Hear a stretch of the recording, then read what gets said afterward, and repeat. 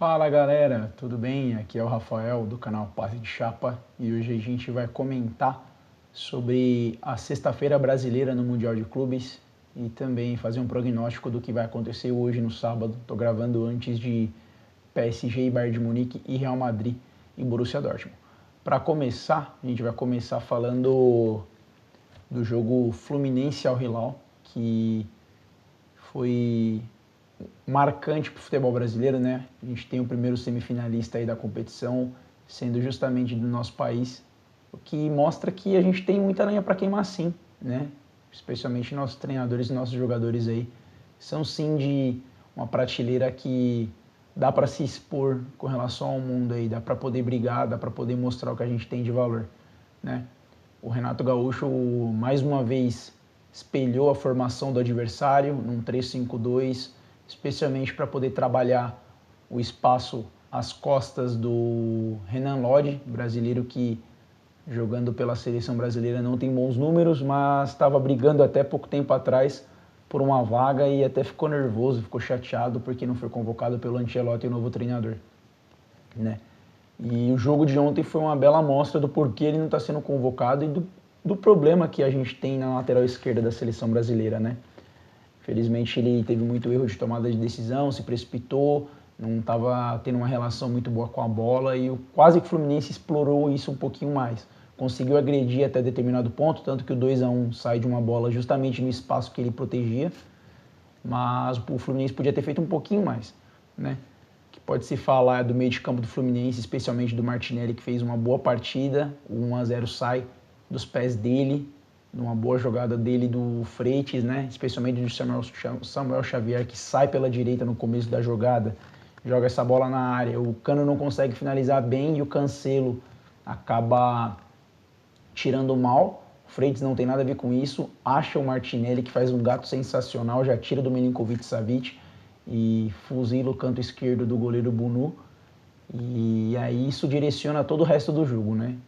O primeiro tempo do Al Hilal estava muito bom defensivamente falando, mas ofensivamente deixava um pouquinho a desejar. E aí no segundo tempo, a coisa muda um pouquinho de figura, porque o Al Hilal tem que atacar, né? Tem que subir.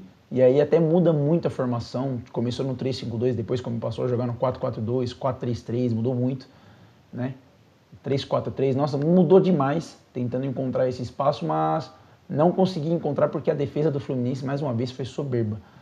Até a página 2, né? Porque se contra a Inter foi inexpugnável, contra o Al Hilal mostrou dificuldade sim, especialmente com o Koulibaly. Para mim, o Koulibaly foi o melhor jogador do Al Hilal no jogo, né? Tanto que deram um prêmio lá pro Hércules, se não me falha a memória, mas na verdade para mim devia ter sido pro Koulibaly, porque ele foi soberbo em todas as ações. Tirou pelo menos uns 2 gols do Cano, finalizou bem, né, cabeceou bem 3 jogadas de perigo para o Al Hilal, uma delas o Fábio fez uma excelente defesa, na outra o Marcos Leonardo consegue aproveitar o rebote e empata o jogo. Foi soberbo na partida, porém o Al Hilal não estava no mesmo ritmo que ele, isso foi perceptível. Cansaram, sentiram a perna da prorrogação contra o Manchester City, a verdade é essa. Mas o Fluminense não tem nada a ver com isso. Mesmo depois do 1-1, estava sereno, estava calmo, mudou um pouco a formação. O Hércules entra para poder dar consistência de meio de campo, né? Nessa saída aí de pressão. E acaba encontrando 2-1, numa jogada do Samuel Xavier, que o Hércules chuta, a bola pega no Rubem Neves, o Samuel Xavier briga com o zagueiro e ela cai exatamente no pé do Hércules para ele só limpar e bater na saída do Bunu para fazer o 2-1. Depois disso, aí o Fluminense não queria mais saber de jogar, queria saber só de fechar o espaço, se defender a Vera para poder conseguir essa classificação que foi vendida com sangue, suor e lágrimas, sim. Muito mérito do time de Xerém e agora jogam contra o Chelsea, que eliminou o Palmeiras numa campanha que a gente esperava, né? Um jogo um pouco decepcionante também do Palmeiras. A gente esperava mais do time da capital paulista, mas não foi o que aconteceu, né? Não foi o que aconteceu. O Palmeiras tentou explorar o que o Flamengo fez muito bem na fase de grupos, né? Trabalhar com velocidade, por isso que jogou com o Maurício, jogou com o Facundo Torres, jogou com o Estevão, né? E o Vitor Roque, mas não foi a melhor opção, né? Felizmente o time do meio de campo para frente sofreu muito, né? Porque o Chelsea conseguiu consertar isso com o Cucurella, para mim, que fez uma excelente partida. Muita gente falando que não, que jogou mal, mas para mim ele foi muito bem. Travou o Estevão quando podia, né? Jogava hora de lateral, hora de ala, hora de terceiro zagueiro, hora de volante por dentro, junto com o Andrei. Outra grata surpresa, né? Que já está figurando aí nas listas do Ancelotti para a Copa do Mundo, talvez, mas para os jogos de eliminatória que faltam, com certeza ele vai estar aí. Fez uma ótima partida também substituindo o Caicedo. E aí a gente pode falar também do Enzo Fernandes, que fez uma excelente partida.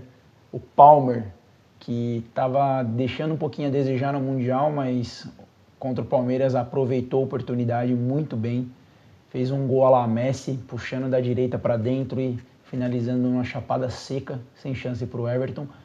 E aí, no primeiro tempo, o Palmeiras sofreu muito, porque o meio de campo, especialmente o Richard Rios e o Emiliano Martinez, estavam encaixotados nesse quadrado de meio de campo do Chelsea, né? Com Cucurella, André, Palmer e Enzo Fernandes, que fez uma excelente partida também.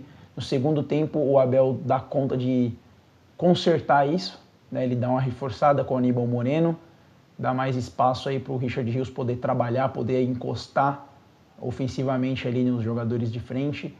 Porém, quando o Palmeiras começa a se entender, começa a arriscar, porque empata o jogo no lance que para mim é uma falha um tanto quanto juvenil do Robert Sanchez, porque ele adivinha o lance do Estevão, né? O Estevão tem uma rara felicidade de bater numa intenção de cruzar para a área, mas ele consegue chutar bem em cima do Robert Sanchez, a bola entra por cima dele, e aí o Palmeiras empata. Quando o Palmeiras começa a acreditar que dá para buscar, que dá para chegar, no finalzinho do jogo, faltando 5 minutos para acabar, o próprio sistema defensivo do Palmeiras sofre um pouco e não se comunica, e aí a bola bate no Richard Rios e engana o Everton e acaba entrando no 2-1, que aí fica sofrível. A gente consegue ver que o time morre em campo, animicamente. O Chelsea ainda tem mais 2 chances de ampliar. Ficou mais perto do 3-1 do que o Palmeiras do 2-2.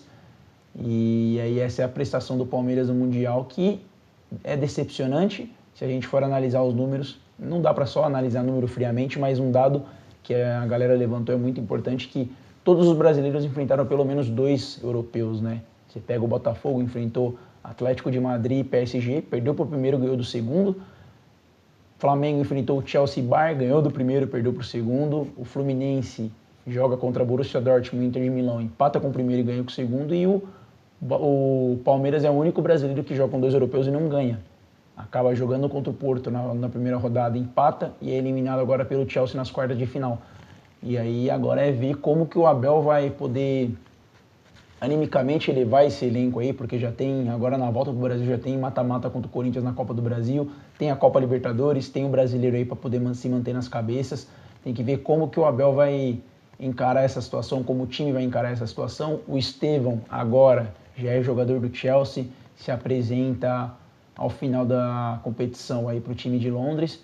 Então é ver como que o Palmeiras vai se comportar no resto da temporada. Fluminense não tem nada a ver com isso, Chelsea também não. Estão na semifinal da próxima terça-feira, às 4 da tarde. Vai ser um excelente jogo aí, muita coisa para ver. Talvez um brasileiro na final, uma coisa inédita nesse formato aí. E aí a gente tem os jogos de hoje, PSG e Bayern, que para mim não tem favorito. Quem passar tem muito mérito.